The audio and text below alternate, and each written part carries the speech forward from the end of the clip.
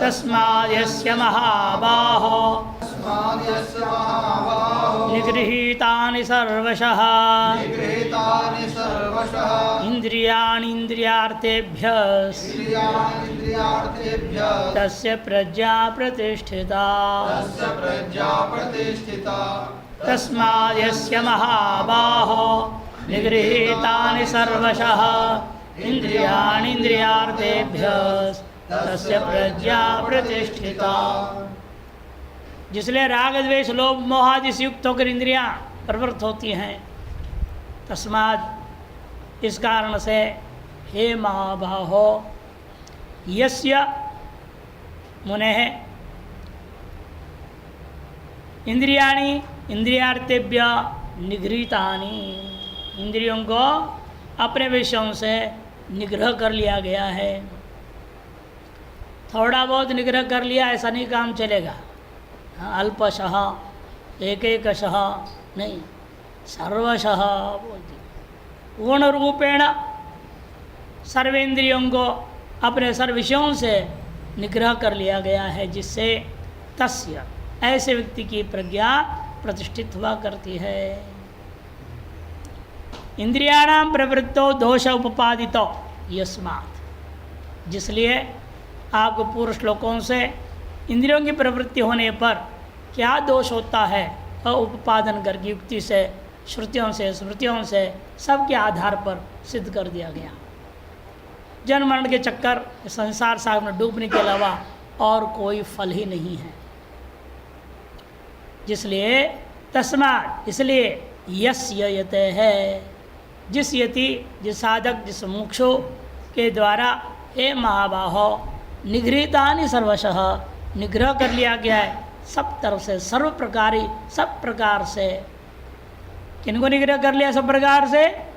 मानसादि भेदैर इंद्रियाणि इंद्रियार्थेभ्यो, मानसादि भेद के द्वारा इन इंद्रियों को अपने इंद्रिय के विषयों से अलग कर लिया गया। अर्थात शब्दादिभ्य, शब्द रस गंध स्पर्श है, इन सभीयों से अलग कर लिया। ऐसे जो व्यक्ति कर लेता है, माने जिसके प्रत्याहार मजबूत है, उसी के लिए आगे धारणा ध्यान समाधि होगा। इसलिए योग सूत्रकार ने भी क्या कहा? तत्र त्रयः संयमः, इन तीनों मिलके नाम क्या है? संयम, धारणा ध्यान समाधि। यह और बिना संयम कुछ होना है ही नहीं। और उसके लिए आधारशिला कौन है? प्रत्याहार है। जब तक इंद्रियों के विषयों से, इंद्रियों को निग्रह सब प्रकार से, सब प्रकार से, मानस आदि याग के रूप में भी, मानसाम के रूप में भी, मनोराज्य के रूप में भी, किसी भी रूप से भी हमारी प्रवृत्ति न हो, तभी जाकर आपकी बुद्धि एतादृश ब्रह्माकार वृत्ति बना पाएगी, ब्रह्म में प्रतिष्ठित हो पाएगी। शंकरानंद टीका, रागादि शत्रु संहार समर्थ सेवत्र अधिकारो नान्य सिद्धि सूचनार्थम महाभावो इति संबोधनम। रागादि शत्रुओं के संहार करने में जो समर्थ होगा, वही व्यक्ति इस वेदांत के अधिकारी है। इस बात को बताने के लिए ही यह सूचित करते हुए महाभाव संबोधन दिया। नान्यस्य, जो इनके सामने में गुलाम बना हुआ है, वो तो कभी इस वेदांत मार्ग में सफल नहीं हो सकता। जो प्रियतम से नैन मिला न सके, वो इस गलियारी में आवे ही क्यों? यहाँ तो परमात्मा एकत्व का चिंतन करने में समर्थ ही नहीं है बुद्धि जिसकी, वो इस मार्ग में आवे ही क्यों? व्यर्थ जीवन व्यतीत कर रहा है। इससे पहले वासना क्षय के लिए जितनी जरूरत वो काम कर लो। ये वासनाएं तंग कर रहे हैं, संस्कार बार बार सांसारिक वस्तुओं के ही उठ रहे हैं और उसकी ओर भागना पड़ रहा है। पहले उनको क्षय करने के लिए प्रयास करो, उपासना करो। यज्ञ ने दान तपसा नाशकेन, यज्ञ, दान, तप और व्रत आदि के द्वारा अपने बुद्धि को सूक्ष्मित कर दो, नियंत्रण में लाओ, तभी जाके संभव है। यह बात को समझाने के लिए महाबाहो, जैसे अर्जुन था महाबाहो, शत्रुओं को मार गिरा करके जो वश में ले करके धन आदि लाया, अश्वमेध याग आदि संपन्न करने में सफल रहा। उसी प्रकार से जिस शत्रुओं को उसने मारने में सफलता पहले, यहाँ पर शत्रु कौन है? अभी अध्यात्म मार्ग में राग द्वेषादि। जो इन शत्रुओं को मारने की हिम्मत नहीं कर सकता उसको इस मार्ग में आना व्यर्थ है। ये संकेत करने के लिए ही महाभाव संबोधन दिया गया। यस्य मोक्षैकार्त्य न होयतेर इंद्रियार्थेभ्य सर्वाणि इंद्रियाणि गृहीतानि भवन्ति। जिसके मैंने किसके? जो मोक्ष मात्र एक अपना जीवन का प्रयोजन समझ बैठा है। मोक्ष ही मेरा एकमात्र लक्ष्य, मुझे संसार में और कुछ नहीं चाहिए। मोक्षैक अर्थिनो, ऐसा जो व्यक्ति है उसके लिए और कोई तरीका ही नहीं, यही करना पड़ेगा। इंद्रियार्थेभ्य सर्वाणि इंद्रियाणि गृहीतानि भवन्ति। इंद्रिय के विषयों से सगले इंद्रियों को निग्रह कर लेता है जब तीव्र वैराग्येण। कैसे कर पाएगा? तीव्र वैराग्य से। पर वैराग्य आना चाहिए, अपर वैराग्य से काम चलेगा नहीं। वशीकार संज्ञा पर वैराग्यम, योग सूत्रकार ने कहा। अपर वैराग्य पहले 3 हो जाते हैं। कौन से थे? एक इंद्रिय, उससे पहले व्यतिरेक, यतमान। एक पहले यतमान में होता है भाई, प्रयत्न करता है इंद्रियों को अलग करने के, अलग होने का प्रयास में लगा रहता है, तदनुरूप वैराग्य उसके अंदर रहती है। फिर एक एक इंद्रिय को देखता है, इस इंद्रिय से मैंने इतने विषयों पर जीत चुका हूँ, इतने विषयों से मैं अभी जीत नहीं पाया हूँ। व्यतिरेक, दूसरे में व्यतिरेक, फिर एक इंद्रिय आता है। यतमान, व्यतिरेक, एक इंद्रिय, वशीकार संज्ञा वैराग्य। वशीकार संज्ञा तत्र तीव्र आसन्न होना चाहिए। उसे भी क्या कहा उन्होंने? मृदु, तीव्र, मध्य, मृदु। उसे प्रत्येक का भी तीव्र तीव्र, तीव्र मध्य, तीव्र मृदु, ऐसे करके 3 गुना 9 प्रकार का वैराग्य में और सूक्ष्म करते गए। जिसके तीव्र तीव्र प्रत्यासन रहेगा वही व्यक्ति के लिए कह रहे हैं यहाँ पर तीव्र वैराग्येण तस्य धन्यस्य। ऐसा जो असली विरक्त है वही धन्य है। समाधि सिद्ध्यति, उसी के प्रति समाधि सिद्ध हो जाए, अर्थात प्रज्ञा प्रतिष्ठिता भवति। विधेय बुद्धिर अग्रे तिष्ठति तत्सुखम च इत्यर्थ। सामने में उसके विधेय कैवल्य उपस्थित है। हस्तामलकवत वो अपने विधेय कैवल्य को अनुभव कर रहा है। इस शरीर में रहते हुए शरीर के बिना रह रहा है, शरीर से असंबद्ध होकर रहता है, अत्यंत निर्लिप्त होकर रहता है। इसे वो जब परम सुख है, परमानंद है, ब्रह्मानंद है, उसको वह अनुभव करने में समर्थ होता है। तो सुखंच वह उसके सामने देदीप्यमान रहता है। इत्यर्थः। 68वें का टिप्पण पहले ले लेते हैं। टिप्पण में सांग प्रत्याहारम उक्त्वा, प्रत्याहार पर्यंत उसके अंगों के सहित जो जो कहना है सब कह दिया गया। अब उपसंहरति तस्माद् इत्यादि ना निगृहीतानि तीव्र वैराग्येण कथम उभय प्रवणावृद्धि। ये कैसे हो सकता है कि आपकी वृत्ति का स्वभाव है वो दोनों तरफ दौड़ने वाली है। मर्जी आपकी है, संसार की तरफ दौड़ाइए या आत्मा की ओर दौड़ाइए, वृत्ति तो दोनों तरफ चलने वाली है। हाँ, उभय प्रवृत्तिर जो इसलिए कहा व्यास भाष्य में योग सूत्रकार की व्याख्या में, एक ऐसी विलक्षण नदी है ये चित्त नदी नाम उभय प्रवणावृत्ति, दोनों तरफ दौड़ने वाली। ढूंढा सांप जैसा है। ढूंढा सांप 2 खोपड़ी वाला होता है, इधर भी सिर इधर भी सिर। इधर आवाज आएगा तो इधर भाग जाएगा, उधर आवाज तो इधर भागेगा। दोनों तरफ भागने की सामर्थ्य है उसको, घूमने की जरूरत नहीं पड़ती है। दोनों तरफ इंजन लगा होता है ना, इधर चाहे उधर जाओ, उधर चाहे उधर चाहे ट्रेन, वैसे वो भी होता है। वैसे आपकी वृत्ति भी है, आपकी मर्जी है। आप अनादिकाल से तो संसार की ओर ही दौड़ा के उसको अभ्यस्त कर रखे हो, है ना, इसलिए उसको अभ्यास करना नहीं, आत्मा की ओर भी चलो भाई थोड़ा। धीरे धीरे उसको तीव्र करना पड़ेगा। वैराग्य के बिना ये नहीं हो सकता। उभय प्रवणा वृत्ति तम निगृह्यात, उसको निग्रह करो। कैसे करोगे? अभ्यास वैराग्याभ्याम तन निरोध। संसार की ओर निरंतर चल रही है जो वृत्ति, इसको कैसे रोका जाए? अभ्यास और वैराग्य से। वैराग्य रूपी बांध बांध दो और अभ्यास रूपी नहर खोद दो। यही एकमात्र तरीका है स्वाभाविक ही जो अनादिकालीन प्रभाव को रोक करके अपने मर्जी पर लक्ष्य की ओर ले जाना। ये स्वाभाविक नहीं तो क्या करते हैं आप? बांध बांध देते हैं, डैम बोलते हैं, डैम बांध बांध देते हैं। केवल बांध बांधने से काम चलेगा? अब लक्ष्य की ओर कैसे पानी ले जाओगे? बल्कि इतना पानी भर जाएगा और डैम को भी तोड़ के निकल जाएगा। इसलिए आपको दूसरी तरफ एक नहर या सुरंग बना के पानी ले जाते हैं और अन्य तरह से गिराते बिजली के लिए, या खेतियों में ले जाना है दूर दूर। हरिद्वार से 2-3 निकले नहर, कानपुर तक चला जाता है, इतना दूरी तो। एक राजस्थान में जा रहा है, खेतियों के लिए पानी ले गए। तो इसीलिए आप अपने लक्ष्य की ओर ले जाना चाहें तो दोनों काम करना पड़ेगा। बांध भी बांधो, उधर नहर भी खोदो। उसी पर यहाँ पर भी आपको क्या करना पड़ेगा? बांध बांधना क्या है? वैराग्य। विषय की ओर जा रहा है, स्वाभाविक प्रवृत्ति है, वो रोक दिया, उसको वैराग्य डाल दिया। और अभ्यास क्या है? नहर क्या बना? यह अभ्यास, यही नहर है। लक्ष्य का चिंतन, अपना आत्मचिंतन, शास्त्र चिंतन में लगा दो वृत्तियों को।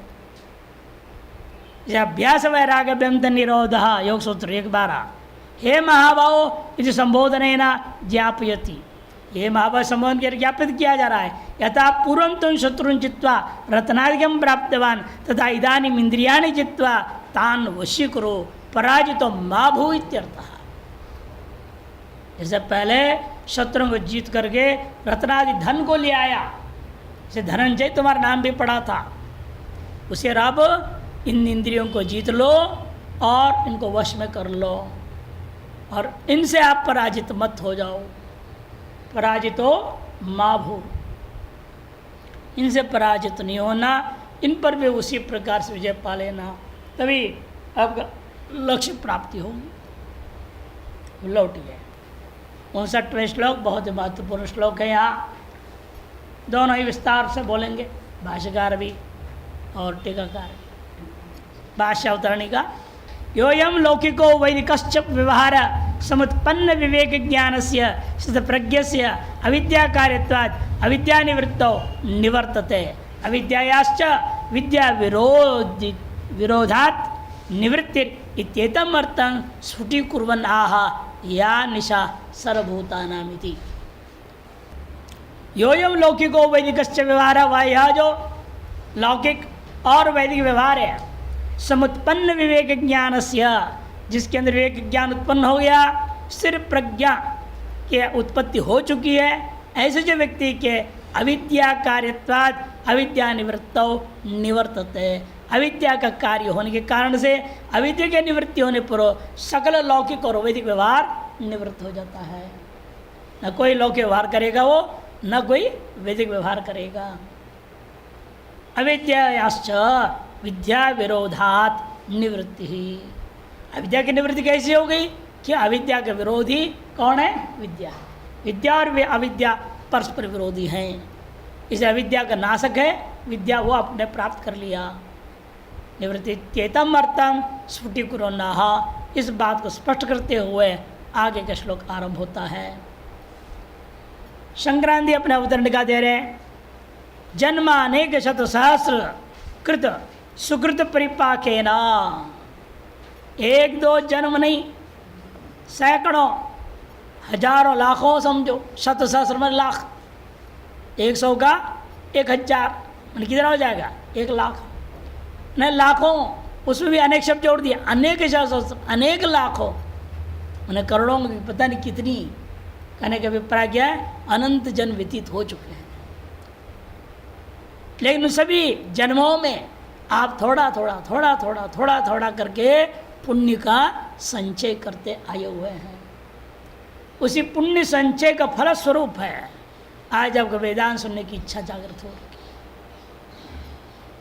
सुकृत परिपाकेन, अनंत जन्मों में किए हुए सुकृत का ही अब फल सामने आ रहा है। परिपाक बने फल।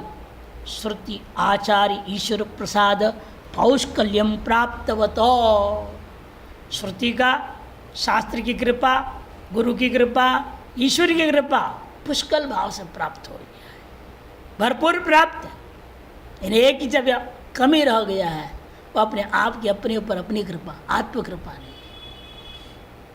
शास्त्र कृपा हो रखी है तभी आप शास्त्र पढ़ने की इच्छा जगी भी आप शास्त्र की ओर आ रहे हैं। आचार्य गुरु कृपा प्राप्त है तभी तो आचार्य गुरु भी मिल गए पढ़ने पढ़ाने वाले, और ईश्वर कृपा के बिना ये दोनों होते ही नहीं। ये सब उसकी कृपा से प्राप्त है। यानी आप अपने ऊपर कृपा नहीं कर पा रहे हैं, अभी भी आप थोड़े बहुत संसार में रुचि रख रहे हैं। यह आत्मकृपा नहीं है, ज्ञापन होता है। यह आत्मकृपा हो जाए जिस दिन, उस दिन 3 कृपाओं का फल स्वरूप सीधे मुक्ति झटित प्राप्त हो जाए, देर नहीं लगती। फिर इन्हें भी काम बाकी है ना, जिम्मेदारी है। लोग क्या है सब बहाना बनाते, जिम्मेदारियां हैं, अभी ये काम बाकी है, वो काम बाकी, वो कर लूँगा, वो कर लूँगा, उसके बाद अंत ही नहीं उस लिस्ट का। वो सूची बना के देख लीजिए, कभी अंत होगा उसका? कभी नहीं होता। और कभी आपके सारे जो है जो काम है पूरे होते भी नहीं है। कोई भी काम ढंग से पूरा होता भी नहीं, फिर भी इसका विवेक जगता नहीं है, नए कामों को उठाने लग जाता है। चलो नहीं हुआ तो क्या हुआ, ये हो जाएगा, वो नहीं हुआ तो क्या हुआ, ये काम हो जाएगा, लगे रहो, जिंदगी खत्म हो जाती है इसी में। एक बार 2 बार धक्का खा के भी अक्ल नहीं खुला तो क्या होगा।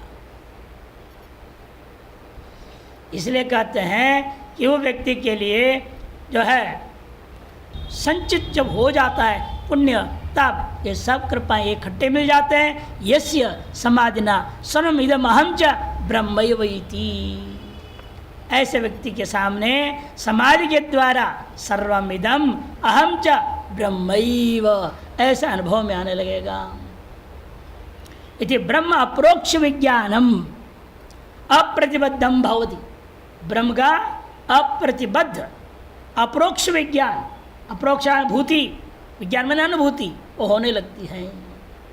तस्य महात्मना, उस महात्मा का स्थितप्रज्ञ से प्रबुद्धस्य स्वप्र व्यवहारवद अहम मम इदम इत्यादि व्यवहारो लौकिको वैदिकश्च निशेषो विनिवर्तते। ऐसे जो महात्मा है, स्थितप्रज्ञ है, प्रबुद्ध है, प्रकृति रूपेण अपने स्वरूप में जग चुका है, स्वप्न व्यवहार के समान यह हम मम इत्यादि व्यवहार, इदम आदि व्यवहार होता हो अभी ये लौकिक न या वैदिक हो, इन व्यवहारों से निशेष तो विनिवर्तते, पूर्णतया अंदर से निवृत्त हो जाता है। निद्रावत अविद्याया निशेष विनष्टत्वात्, जैसे जगने के बाद आपके जो निद्रा नाम का दोष था वो नष्ट हो जाता है, उसी प्रकार अविद्या रूपी जो दोष है विद्या के कारण से पूर्णतया विनष्ट हो गया। अतएव तत्कार्य भी निशेष निवृत्ति, जब अविद्या पूर्णतया खत्म हो गई तो उसका कार्य जो था प्रवृत्ति शास्त्रीय लौकिकी और वैदिकी वो सारी प्रवृत्तियाँ भी निवृत्त हो जाता है। अतः प्रबुद्धो जागरैव जीवन मुक्तो ब्रह्मविद ब्रह्मण्येव आरमति।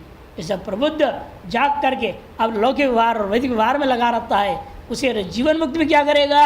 जब जग गया अपने स्वरूप में, अब वह ब्रह्मित ब्रह्मण्येव आरमति, वह आत्मक्रीड होगा, आत्माराम होगा, वह अन्य में रमण नहीं करता, अन्य के साथ उसका कोई लीला नहीं होगी। ब्रह्मण्येव आरमति नान्यत्र इति प्रतिपाद्यते। इसके प्रतिपादन करने के लिए यह महत्वपूर्ण श्लोक आरंभ होता है। या निशा सर्वभूतानां तस्यां जागर्ति संयमी यस्यां जागृति भूतानि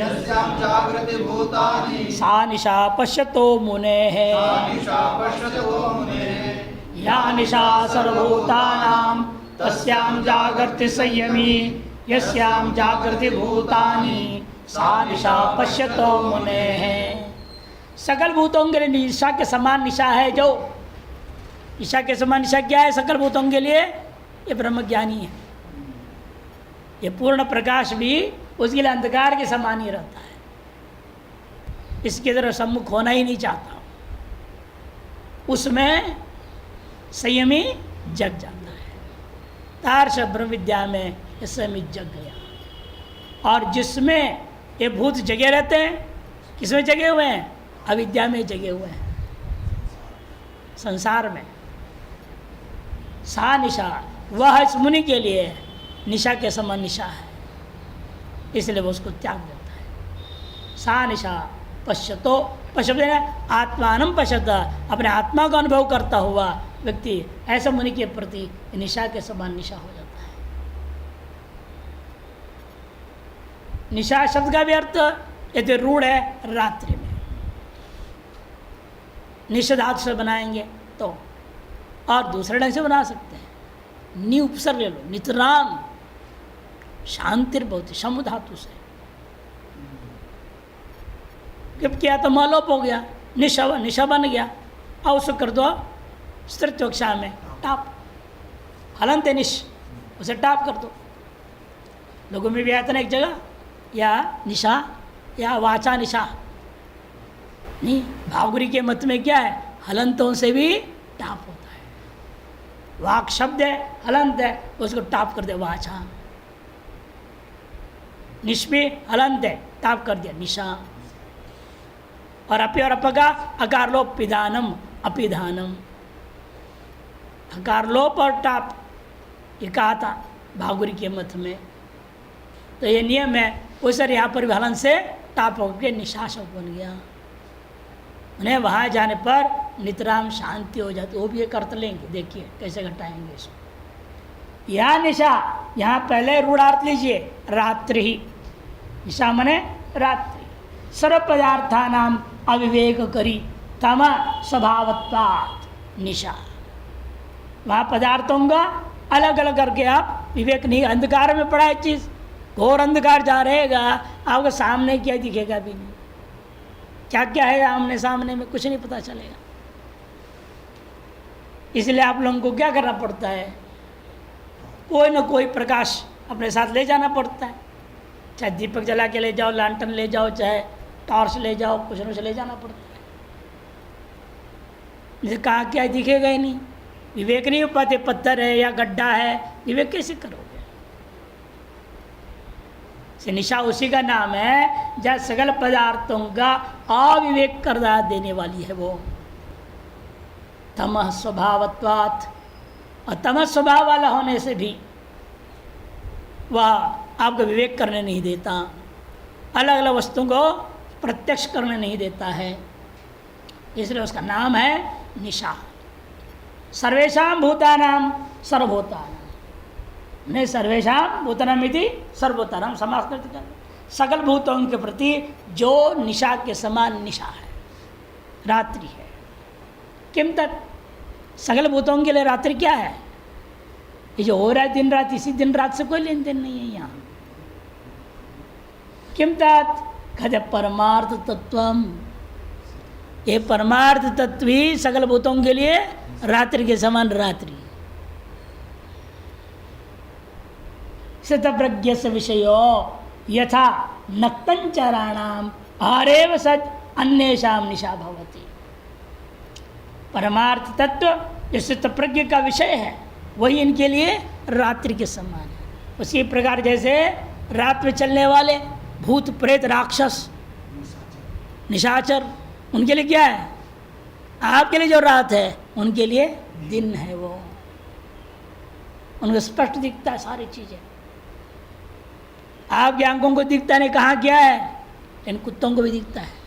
उनके भी आंख बना दी ऐसे भगवान ने। बिल्ली उल्लू को दिखता है रात में, आपके लिए रात, उसके लिए दिन है। कई जानवरों की आंख इस तरह से भगवान ने बना रखा है और कईयों का नहीं भी। कौवा के लिए उल्टा हो जाता है, रात में कुछ नहीं दिखता, वो अंधा हो जाता है।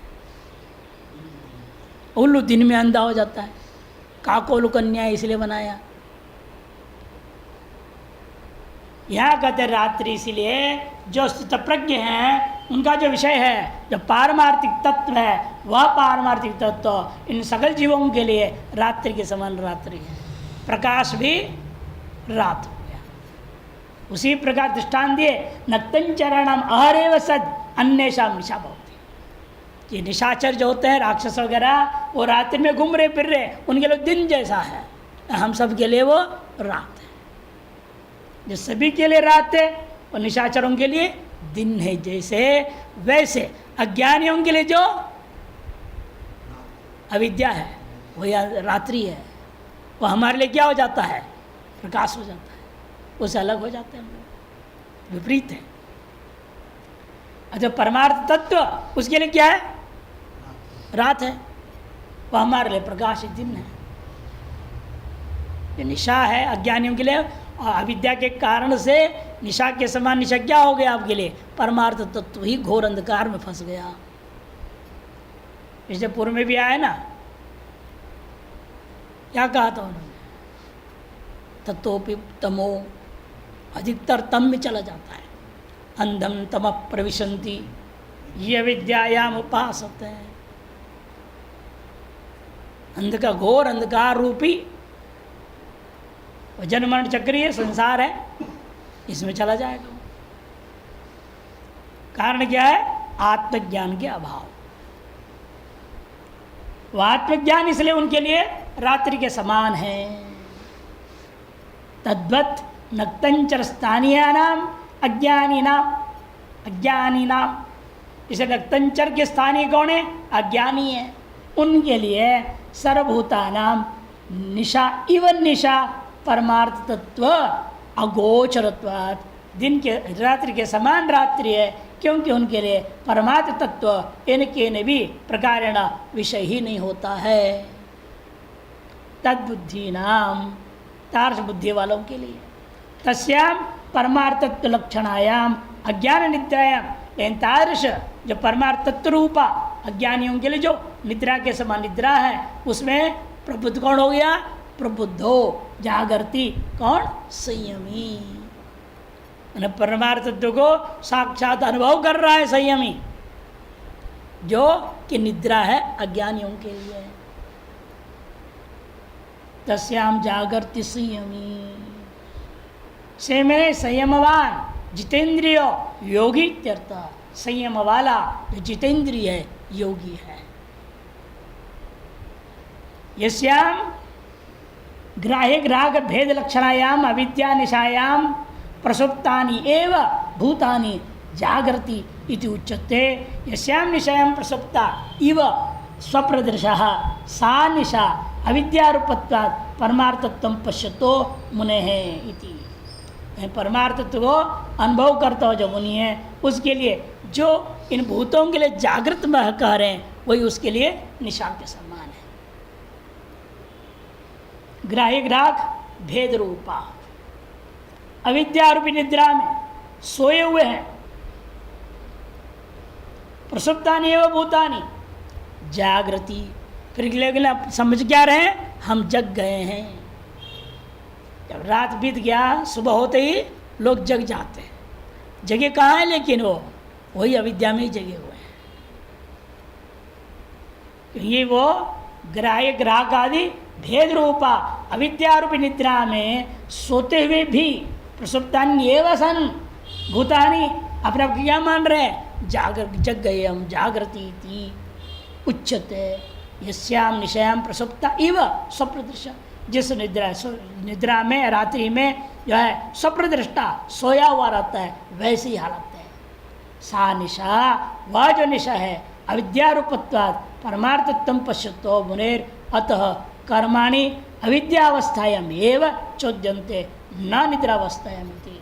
कहने का अभिप्राय बताएंगे, विद्यायाम ही सत्याम, विद्या के उत्पन्न होने पर ये जो संयमी है, विद्या के उत्पन्न होने के बाद उदित सवितरी, जैसे मान लो आपके सूर्योदय हो जाए, वही हाल है। निशा माने अविद्यारूपत्वात् परमार्थत्वं पश्यतो, परमार्थत्व का अनुभव करता हो व्यक्ति मुनि के लिए, अतः इसलिए इस मुनि के लिए क्या होगा, कर्माणि अविद्यावस्था में एवं चोद्यन्ते, सकल कर्म जो है जो अविद्यावस्था में ही जो है विधान किया गया, विहित नहीं, चोद्यंत मैंने चुद प्रेरण है, विधान किया गया है। न विद्यावस्थाया, विद्यावस्था में कोई विधि लागू नहीं होता।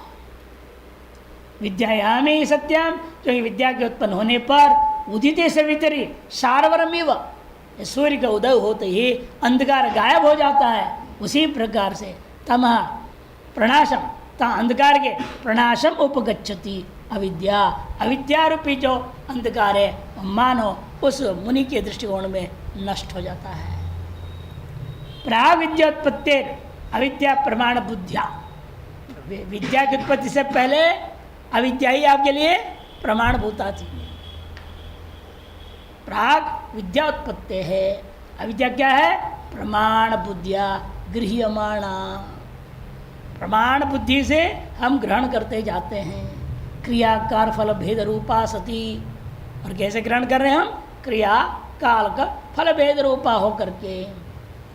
सती सर्वकर्म हेतु तुम प्रतिपद्यते, सकल कर्मों के प्रति कारणता को प्राप्त कर जाता है।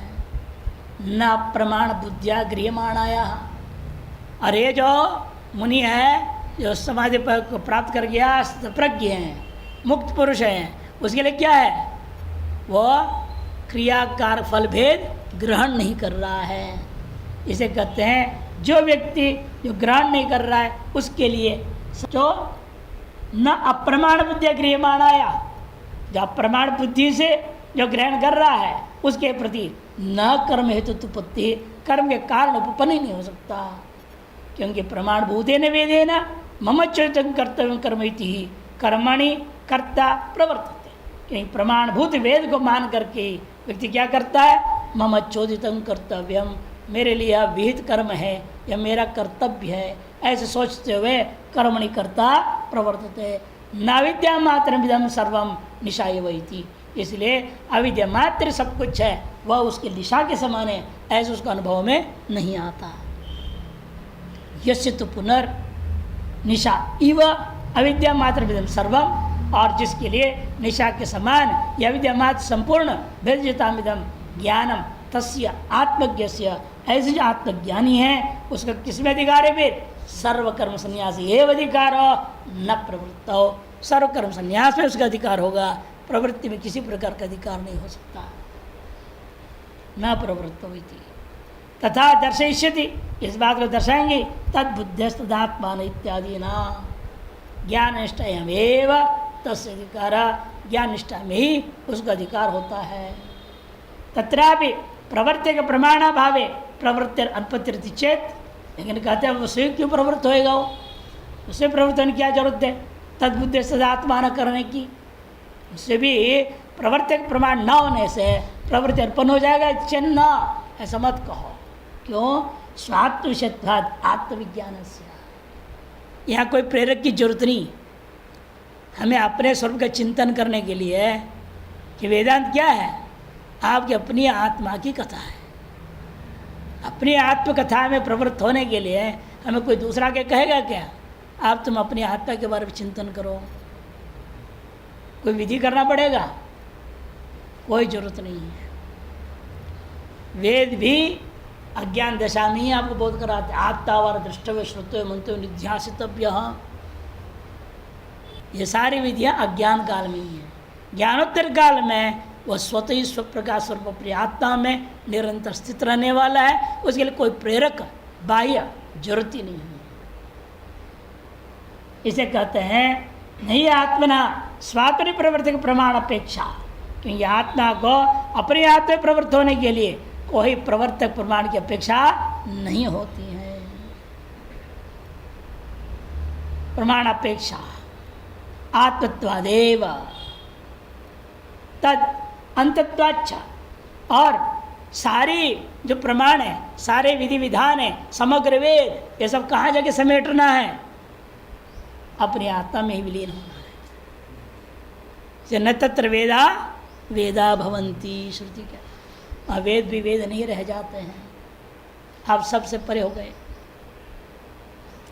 से नहीं आत्मना स्वापरि प्रवर्तक प्रमाण अपेक्षता आत्मत्वादेव तदंत तच्च सर्व प्रमाणानाम प्रमाणत्व से, सगल प्रमाणों के प्रमाणत्व भी केवल आत्मानुभूति पर्यंत ही है, वहां जाके सब समाप्त होता है।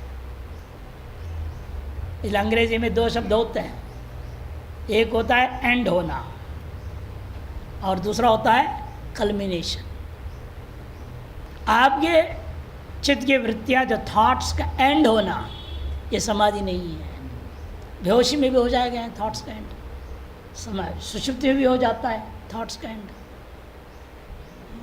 जो थॉट को कल्मिनेट कर दिया अपने आत्म स्वरूप में, वो मुख्य होता है। दो अलग शब्दों से वहाँ समझाया जाता है अंग्रेजी में भी, इसीलिए यहाँ भी यही कह रहे हैं कि नाश का तात्पर्य स्वरूपतः नाश नहीं है, उसका जो कार्य ग्रहण था सांसारिक, उसकी निवृत्ति मात्र ही है।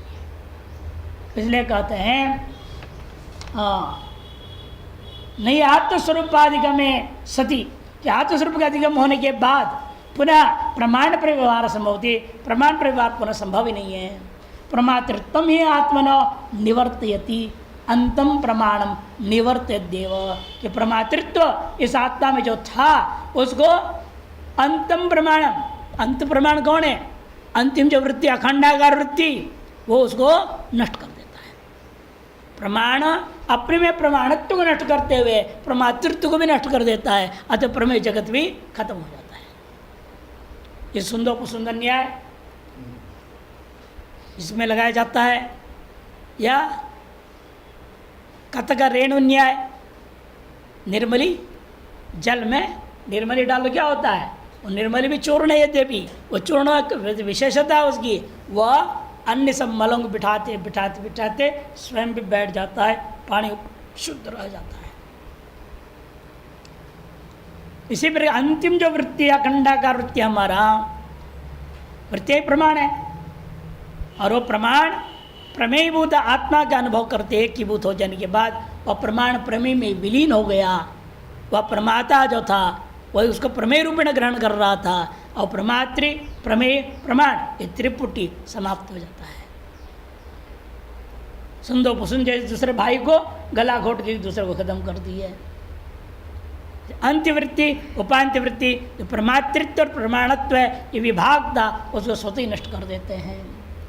प्रमातृत्व आत्मनो निवर्तयति अंतम प्रमाणम, अंतिम प्रमाण है वह प्रमातृत्व जो आत्मा में था उसको निवृत्त करती हुई निवर्तय देव, स्वयं निवृत्त होते हुए निवृत्त करा देती है। च अप्रमाणी भवती स्वप्रकाल प्रमाणम एव, तो स्वप्रकाल प्रमाण के समान, स्वप्रकालिक प्रमाणों के समान, जैसे जगते ही बार बार क्या हुआ और सारा प्रमाण, वहाँ का प्रमातृत्व, वहाँ का प्रमेय सब समाप्त। स्वप्रमेय त्रिपुटी था ना, आप प्रमाता थे, वहाँ भी प्रमेय था, अभी प्रमाण व्यवहार हो रहा था, और तीनों का तीनों जगते ही बराबर खत्म हो गया। उसी प्रकार यहाँ पर भी स्वप्रकालिक प्रमाण के समान यहाँ भी जब प्रमाण अप्रमाण भाव को प्राप्त हो जाता है। प्रबोधे लोके च वस्तु अधिगमे प्रवृत्ति हेतुत्व अदर्शनात् प्रमाणस्य, एक बार आप जग गए उसके बाद इस लोक में किसी प्रकार वस्तु का अधिगम करने के लिए प्रवृत्ति का कारण ही नहीं रह गया। प्रवृत्ति हेतुत्व अदर्शनात् प्रमाणस्य, प्रमाणों की प्रवृत्ति नहीं होगी। तस्मात् नात्विद कर्मणि अधिकार इति सिद्धम, इसलिए किसी भी प्रकार से आत्मवेत्ता के लिए कर्म में अधिकार नहीं है, यही बात सिद्ध हो जाता है।